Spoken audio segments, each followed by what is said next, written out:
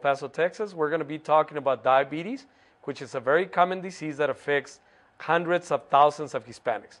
Number one, how do you diagnose diabetes? First, you do a test that is called a hemoglobin A1C. If you have 6.5 or more, the patient has diabetes. Number two, a fasting blood sugar of 126 or more, again, the patient has diabetes. The third and most common way of diagnosing diabetes is a 3-hour glucose tolerance test.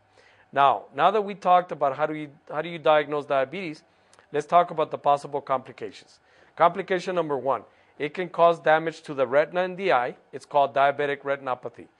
Complication number two, it can affect the kidneys. It's called diabetic nephropathy.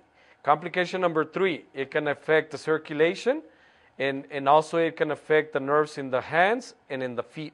That's called diabetic neuropathy. Well, now that we talked about ways to diagnose diabetes and the complications, we're going to talk about the most important thing, which is the treatment. Remember, we have thousands of medications that we can use. Number one, which is one of the most common medications, and it's a very good medication, it's metformin. Metformin is a medication taken by mouth. We also have another great medication, which is Amaryl. We also have Anglyza, Avandaril, Avandia. We have a lot of medications. Last but not least, we have the use of insulin. Now remember, there's a misconception amongst Hispanics. We think that if the patient has diabetes and they begin to use insulin, that they're going to end up in dialysis. Again, that's a misconception. That only happens if the diabetes is out of control. Don't forget to also exercise 4 times a week. You need to walk at least for 45 minutes, again, 4 times a week.